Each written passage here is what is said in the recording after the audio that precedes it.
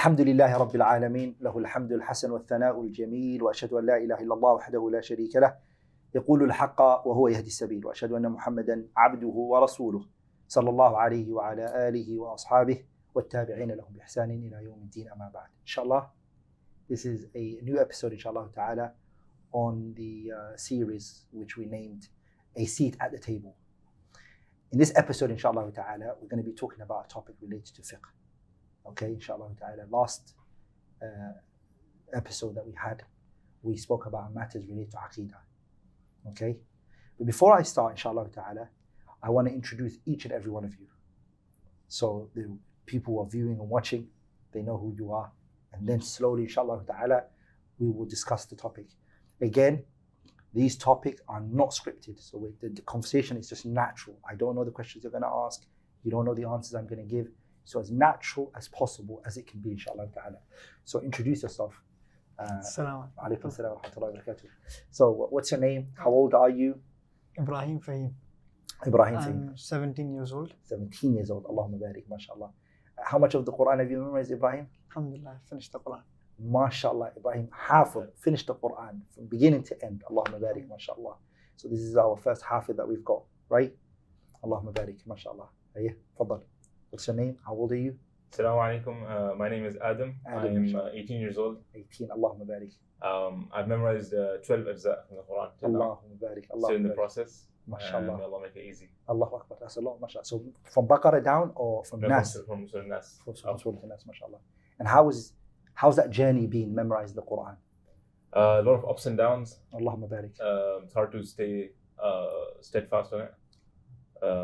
But I've heard from a lot of the people who memorize that the difficult part is actually at the end, once you finish. Once you finish the Quran, that's true. That's really true. That's a responsibility. What about you, Ibrahim? Alhamdulillah. What's the biggest challenge that you've had when it comes to memorizing the Quran? It's muraja. The muraja. That's the key, right, when it comes to Quran. It's that consistency and that continuation, that revision. So do you have a schedule how you memorize the Quran or you revise the Quran? Or is it whatever you can do, you do, what you can't do, you don't? I do have a schedule. Allah I have a couple of shuyukh, they listen. They listen to the Quran. Yes. MashaAllah. Allah barik. Okay, so the topic inshallah ta'ala is going to be fiqh, right? Inshallah. Okay, so inshallah ta'ala we're going to talk about what fiqh means, and how fiqh breaks down, and any questions related to that, inshallah you can ask. So, do you know what fiqh means? Ibrahim, start with you. Fiqh means to understand. So fiqh means in the Arabic language, it means to understand. It means al-fahmu. Okay, any evidence for that? In the Qur'an, in the hadiths, the word fiqh meaning understanding. Somebody might just say, who's watching, like, where did Ibrahim bring that from? Is it his pocket? How do we know that that's what it means? Any evidence from the Qur'an? Story of Nabi Musa, when Nabi Musa said to Allah, send me to لعلهم يفقهون. لعلهم يفقهون. يعني يفهمون. Very good. That's one evidence. And another evidence is رب اشرح لي صدري ويسر لي أمري واحلل عقدة من لساني يفقه قولي. So يفقه قولي means يفهم قولي. This story is talking about Nabi Musa and Harun when Allah was sending them both to Fir'aun. And Fir'aun was a tyrant leader, right? So Musa had a slight issue. What was the issue that Musa had? He wasn't able to articulate. He wasn't eloquent in his speech. Alayhi salam. And so he requested if Allah could give him someone to help him. Who did he want? Harun. His brother Harun. And this is as a side benefit, so the viewers can benefit from this.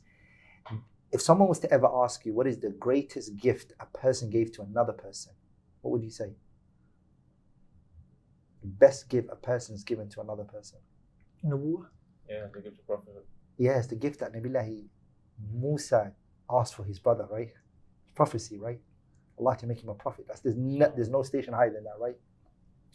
So Musa asked for someone to aid him and support him, and he asked for his brother. Why did he want his brother Harun to be a prophet with him?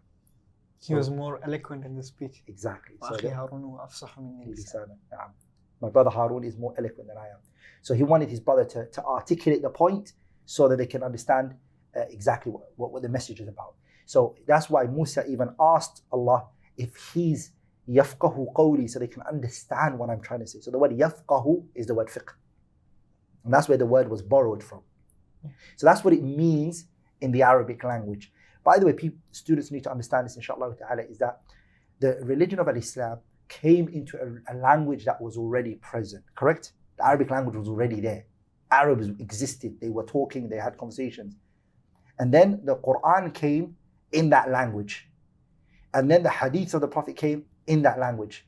And it started to borrow words from the Arabic language. So it's important to always know what that word meant before the religion of Islam came. So the word al-fiqh, before Islam came, it was understood as what? Al-fahmu, to understand. Okay? But what does it then mean according to Islam, the Muslims, when they use the word al-fiqh? Do they just mean understanding? Or is there a specific type of understanding they're referring to? Understanding the religion? So, yeah. So there's one type of fiqh which means the whole entire religion understanding is called al-fiqh. Aqidah is fiqh. Fiqh is fiqh. Hadith is fiqh.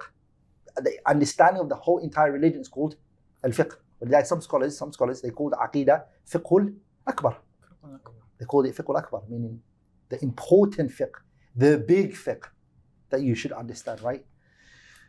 But what fiqh are we talking about? It's Islamic jurisprudence. Islamic jurisprudence. And you have to break that down for the students. You have to break that down. People are going to look and say, Adam, what does that mean?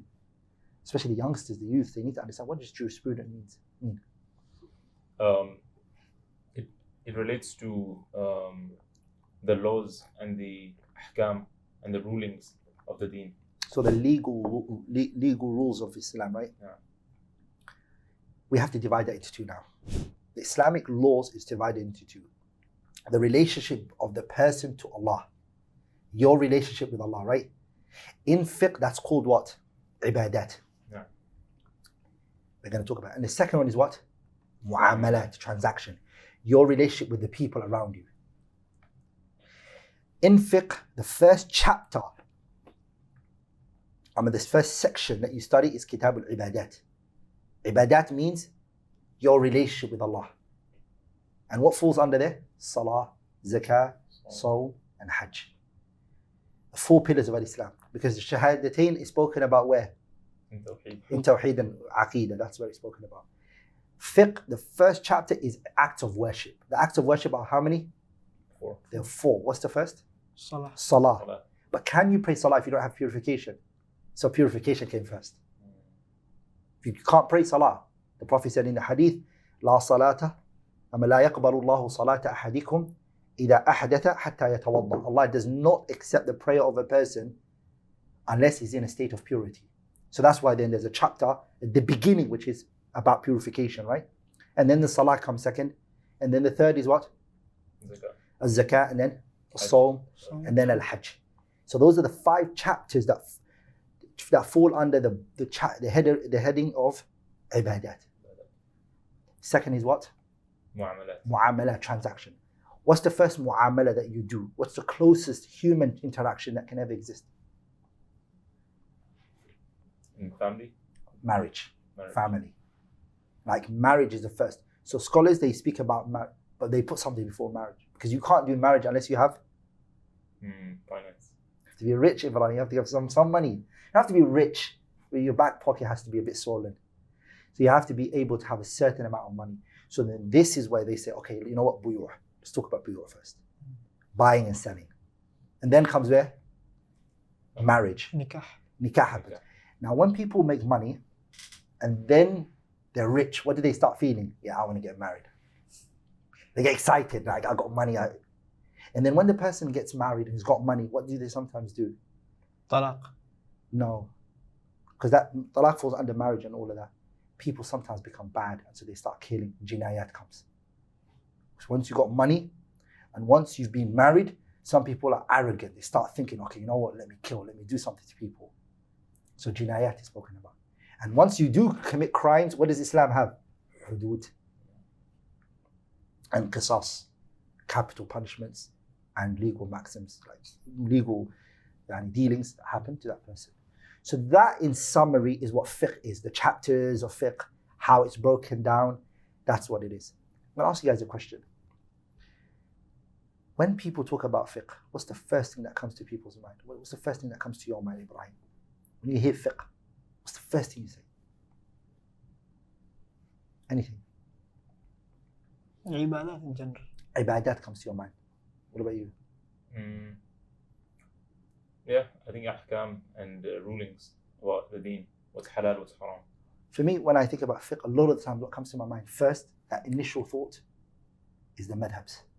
Hanafiya, Shafi'iyya, Malikiyya. These are the first things that come to my mind, because it's like all of that you're mentioning differs from one madhab to another. So I think this is something we should talk about, right? Yeah. So I'm gonna now ask you guys questions, because you guys are not asking me no questions. So you guys should take it upon yourselves to ask questions.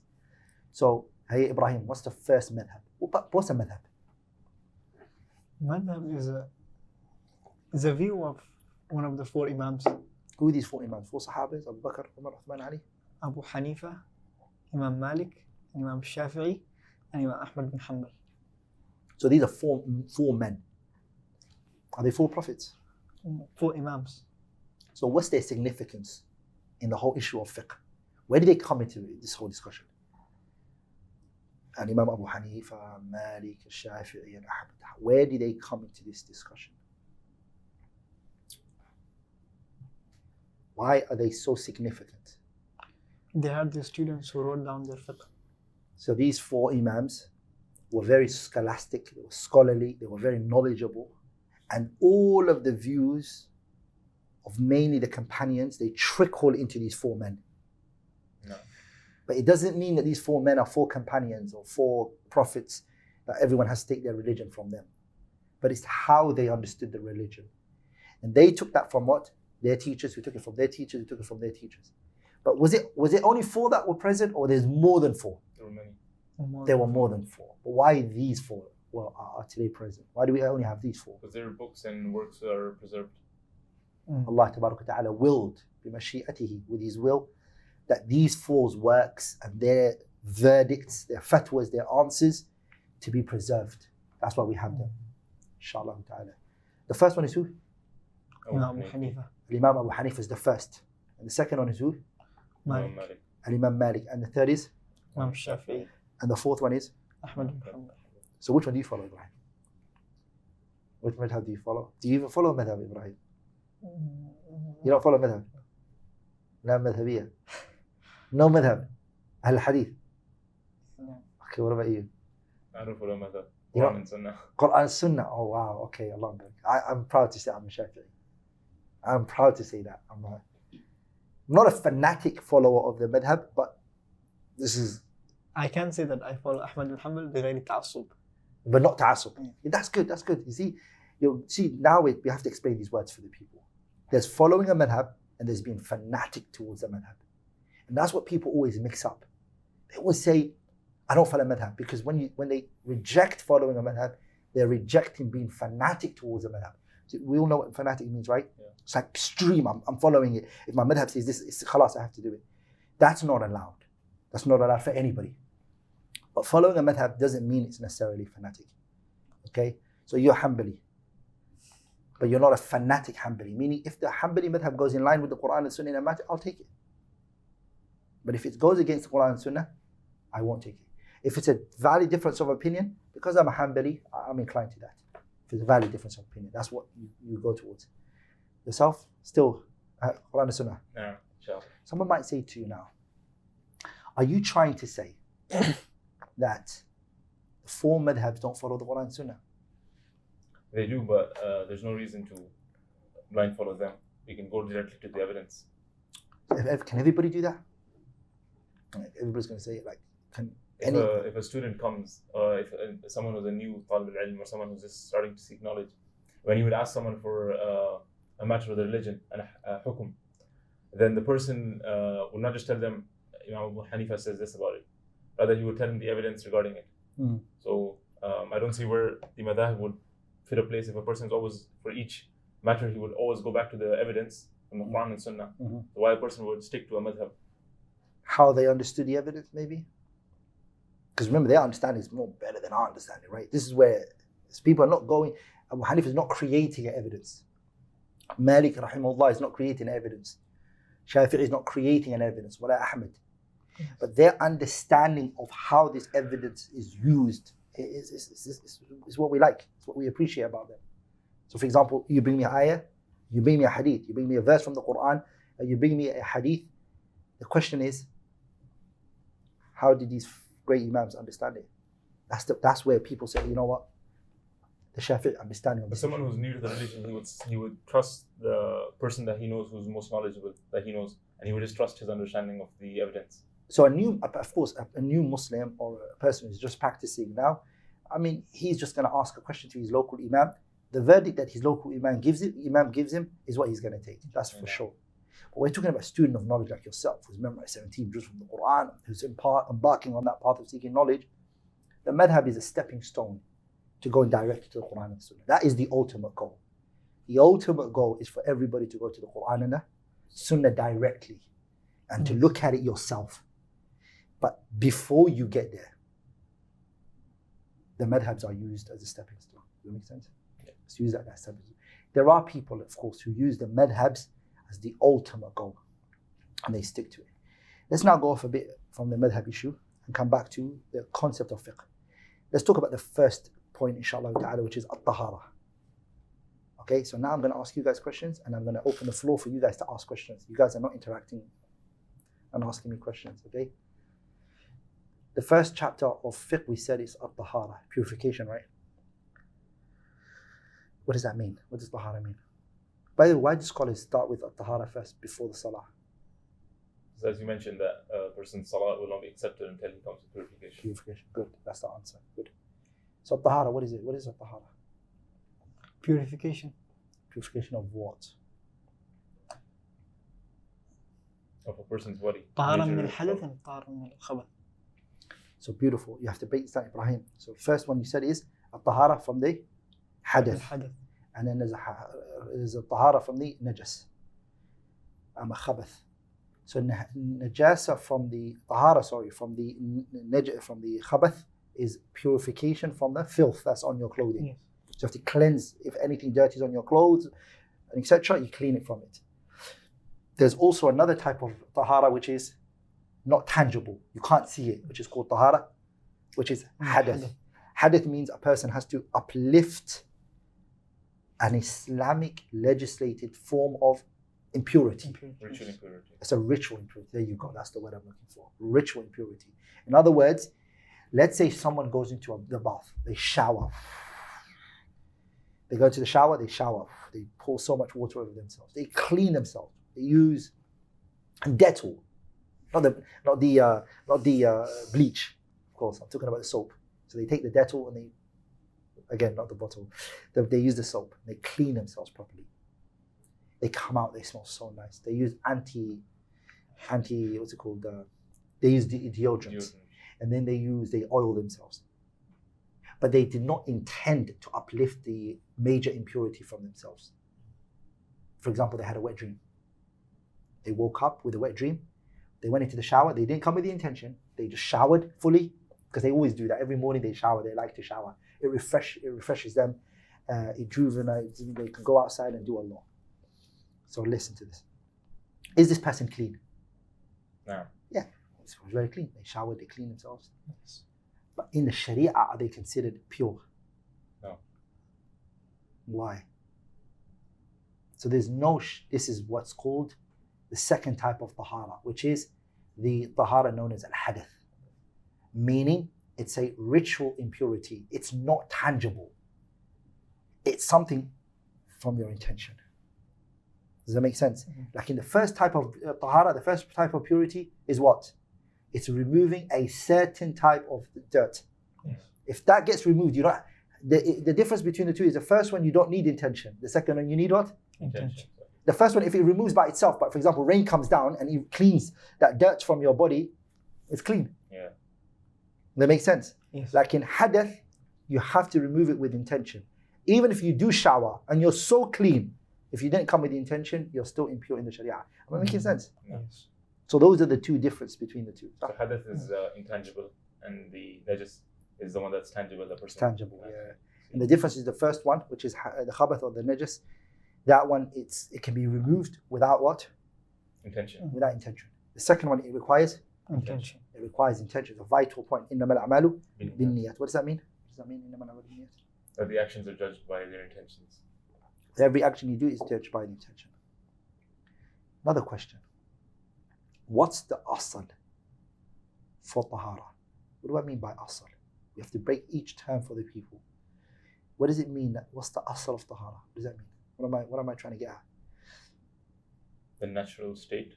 Yeah, what's the first thing a person should purify themselves with?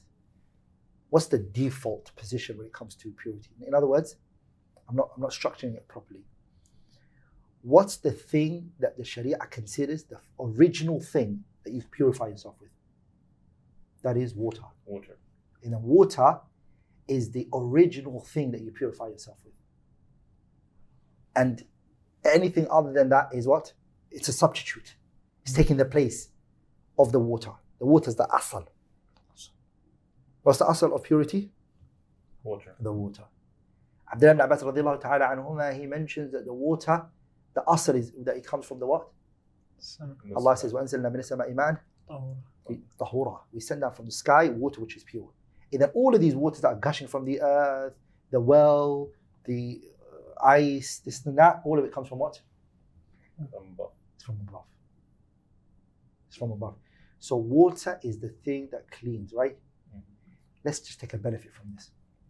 Today, we find a lot of people who clean themselves with what? Tissues. For example, so when the pandemic happened, the COVID pandemic happened, some countries, they were running around trying to get what? Tissues. Toilet papers, right? In Islam, what do we first clean ourselves with? Water. Water is the asal. Yeah. And the tissue is the second thing we use. After we clean ourselves with water, we finish it off with tissue. The asal is what? Water. The water is the asal. And it's very important that we know that. And if you just use toilet paper, are you really going to clean yourself? It's not going to clean you. You're still going to... And subhanAllah, I met a man that, mashallah, he embraced Islam, he became a Muslim many years back. And I was asking him, what brought you to Islam? And he said, just hygiene. How Islam is just a hygiene religion, like full of cleanliness, and how much importance it gives to the concept of tahara. And here I want to take out some time and say to the people who are watching, the youngsters especially, who don't clean themselves properly from urine. It's very dangerous. The Prophet ﷺ, he went by a grave. Hadith fi Sahihain. The Prophet went by a grave, and then he said, إِنَّهُمَا لَا يُعَذَّبَانِ. The two people here in this grave are being punished. عَذَابُ الْقَبْرِ. The punishment of the qabr. The grave, they're being punished in the grave.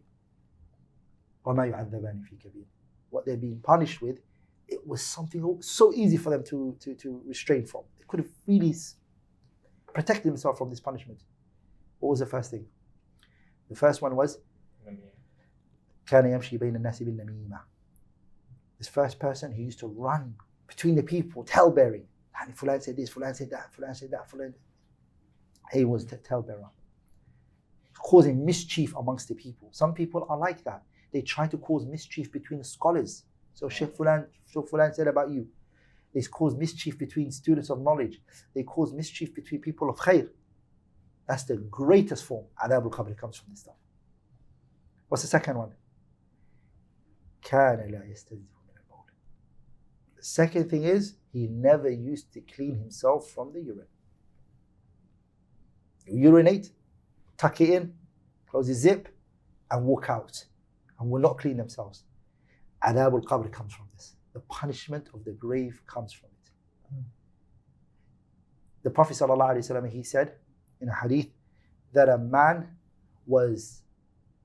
angel was commanded to lash a person. 100 jalda. 100 lashes. So the person begged Allah, he said, Ya Rabbi, please, I don't want to be lashed 100 times. Please, Ya Rabbi al-Alameen. Please forgive me. Please take it off. So the angel was told, okay, lash him one time and forgive him for the 99. So the angel lashed him in the grave, which is Adab al-Qabri. He got lashed. And he got lashed فَمَلَأَ قَبْرُهُ نَارًا. His whole qabr, fire from that one lash. Then this man said, Ya Rabb, عَلَى مَا جَلَدْتُمُونِي. Why, my Lord, why, to the angel, why did you lash me for? He said, إِنَّكَ صَلَّيْتَ صَلَاةً. You prayed a prayer, salah, بِغَيْرِ طَهُورٍ, without no purification. You prayed a salah with no tahara. There's a lot of kids waking up from their bed straight away. Did you do wudu? Are you tahara? Yeah, I've got wudu. Sah? Yeah. And in a lot of families, there's that one brother who's always got wudu. He wakes up, he's got wudu. He's got wudu. He comes out of the toilet, have you got wudu? Yeah, I've got wudu. It's dangerous. It's very dangerous because adab al-qabr comes from this one. So is the sin for the salah being nullified, or is the sin for praying in that state? Sin praying in that state. And the prayer hasn't been done if there's no tahara for it. The person didn't pray salah. Because لا يقبل الله صلاة أحدكم إذا حدث حتى يتوضأ. It's a shart, it's a condition, it's a prerequisite to be in a state of purity. Does that make sense? Yeah. Any other questions you might have? تفضل.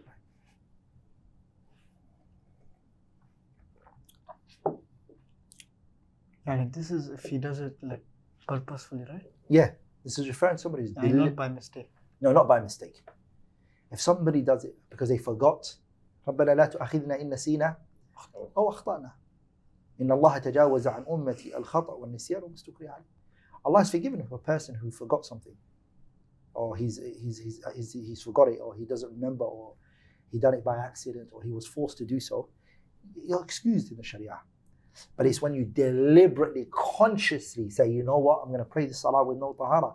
That's a sinner. A person is a sinner for doing that action. And is this sin, is there a greater sin if it is a hadathun akbar, compared to the minor ritual impurity? Same. Whichever situation it is, if it's major or minor. تِلْكَ حُدُودُ اللَّهِ. These are the boundaries of Allah. Allah has commanded us to purify ourselves. So that's why the chapter of tahara is the first chapter before the salah, because it goes before the salah. Have to study it. And that's why you have to learn what are the things which are impure, which inshallah ta'ala in this series we're going to touch on some of these things inshallah ta'ala. What breaks your wudu, you need to know it. You need to also understand what can you use and can't you not use. For example, the saliva of the dog, is it pure, is it impure, and etc. We have to understand all of these things. These are things that are studied inshallah ta'ala, which we're gonna touch on bi'idhnillahi al-kareem. Any other questions? I guess we'll stop there inshallah ta'ala. Bi'idhnillahi al-kareem, we're coming to an end of our episode today on fiqh, on the series of a seat at the table. Anything which we said or spoke which was wrong is from us, and shaitan and Allah and His Messenger are both free from it.